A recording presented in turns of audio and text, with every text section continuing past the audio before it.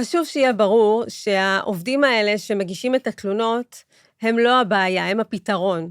אנחנו כציבור, כמדינה, צריכים להבין שהם מאירים פינות חשוכות, ואנחנו צריכים לחזק אותם כמו שהם מחזקים אותנו.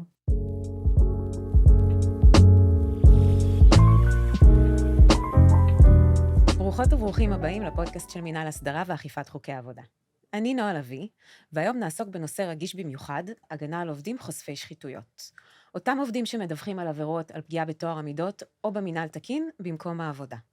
אז כדי להבין מה הזכויות של אותם עובדים ואיך החוק מגן עליהם, הזמנתי לאולפן את התובעת הראשית של משרד העבודה, עורכת הדין גלי לוי. שלום גלי. היי נועה.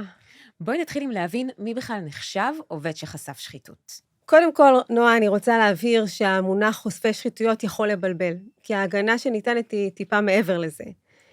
אנחנו מדברים היום על החוק שמשרד העבודה אוכף, מדובר על חוק הגנה על עובדים, חשיפת עבירות ופגיעה בטוהר המידות ומינהל תקין.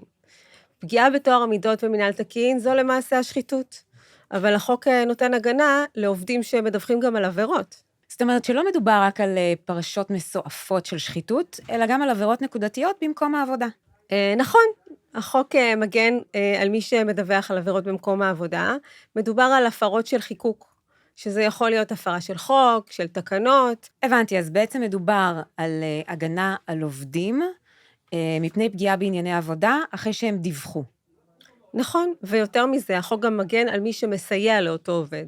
מה זאת אומרת לסייע לעובד בנוגע לדיווח? אז סיוע יכול להיות למשל מתן ייעוץ, העברת חומרים רלוונטיים, אפילו מתן עדות לטובת אותו עובד. ומה יחשב כפגיעה בענייני עבודה? אז לעניין הפגיעה, הסעיף בחוק מאוד מאוד ברור. סעיף החוק מדבר על רשימה סגורה של מקרים שיהוו פגיעה בעבודה. זה יכול להיות פיטורים, שזה סנקציה מאוד משמעותית, אבל זה יכול להיות גם פגיעה בתשלומים שמגיעים לעובד כתוצאה מפרישה, אי קידום, אי שליחה להכשרה מקצועית למשל. אז אם נניח בגלל איזשהו דיון, הממונה לא מסכים שהעובד שלו יצא להשתלמות כלשהי, זה נחשב פגיעה בענייני עבודה? אם העובדה שהמעסיק לא שלח אותו להשתלמות קשורה לנושאים שרלוונטיים, כמו למשל עומס בעבודה, אי רלוונטיות של ההשתלמות, אז זה יהיה מוצדק. אבל אם ההשתלמות היא רלוונטית, והעובד לא נשלח אליה בגלל שהוא התלונן, אז החוק מגן. על אילו עבירות עובדים מדווחים בדרך כלל? אז במקום העבודה יכולות להתבצע הרבה מאוד עבירות. אם אנחנו צריכים לתת דוגמה, אז בואי ניתן לך דוגמה של משהו שקרוב לליבנו, משהו שאנחנו אוכפים, אי תשלום שכר מינימום. אם עובד מגיע למעסיק, מתלונן שבמקום העבודה לא משולם שכר המינימום, מעסיק כתוצאה מכך מפטר אותו.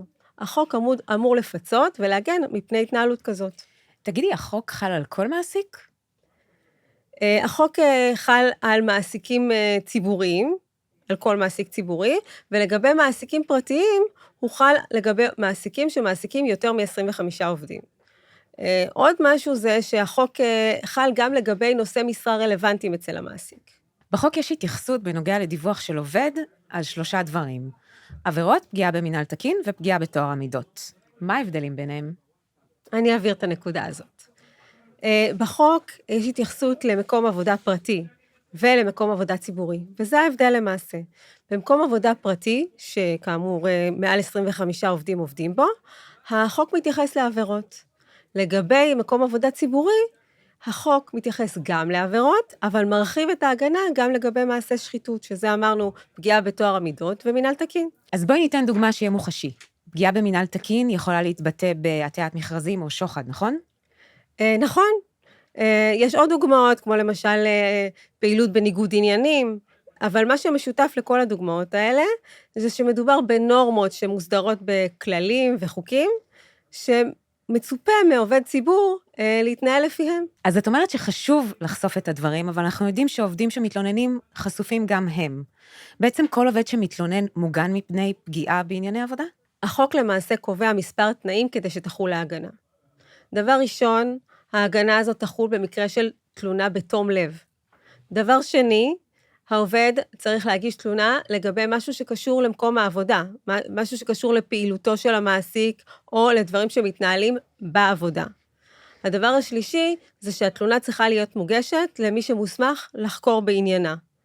הפסיקה הרחיבה, והיא קבעה שבמקומות עבודה צריך לפנות קודם לגורם פנים ארגוני, לפני שיוצאים לגורם חיצוני, אבל שוב, לא כל שיחת חולין במסדרון יכולה להוות תנאי להגנה.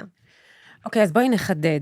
אם עובד מתלונן על שחיתות בארגון בפני נניח המאבטח במקום העבודה שלו, זה נחשב פנייה לגורם המוסמך?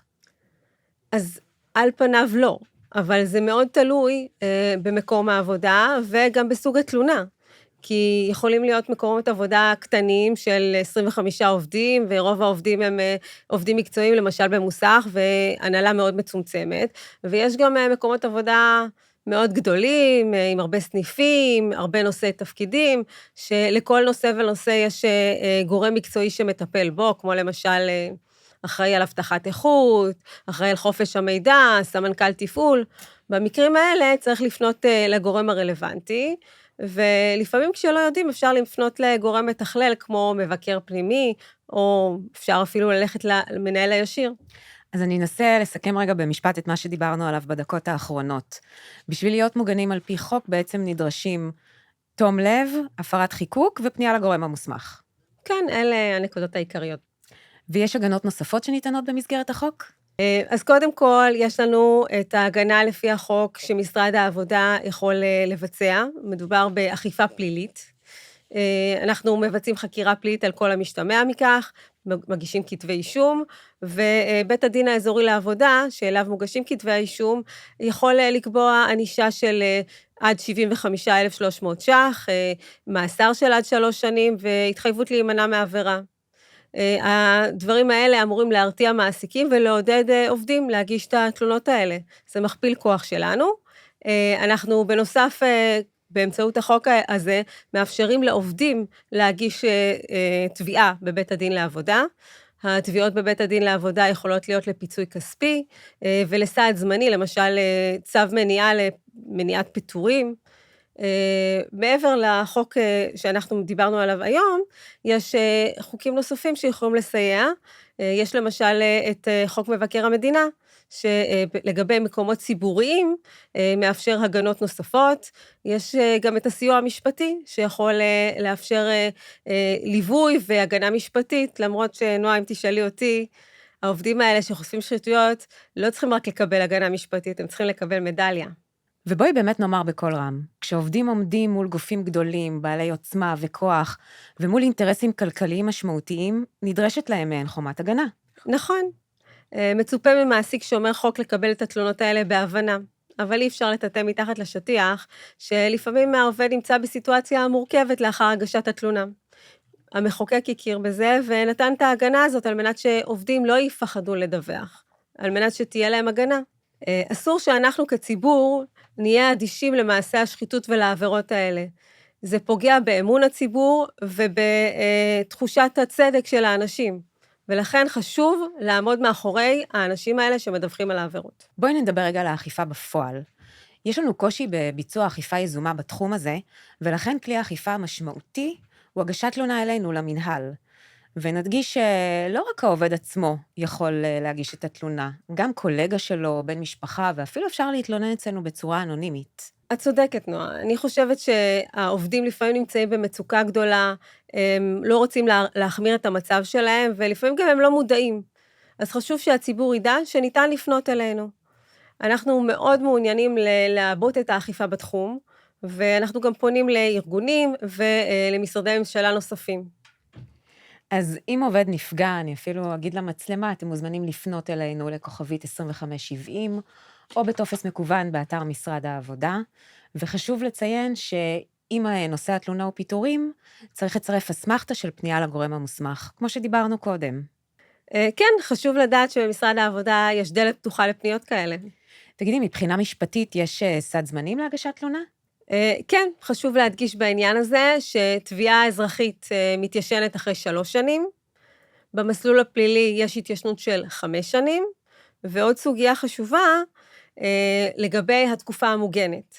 החוק אומנם מגן על העובד, אבל גם לזה יש תקופה רלוונטית. התקופה היא של 2 מיום הגשת התלונה. אז חשוב לזכור שיש סד זמנים קצוב להגשת תלונה, והגענו לסוף הפרק. גלי, תרצי לומר משהו לסיכום? אז זה היה מאוד חשוב שגם מעסיקים וגם עובדים יכירו את ההגנות שנותן החוק.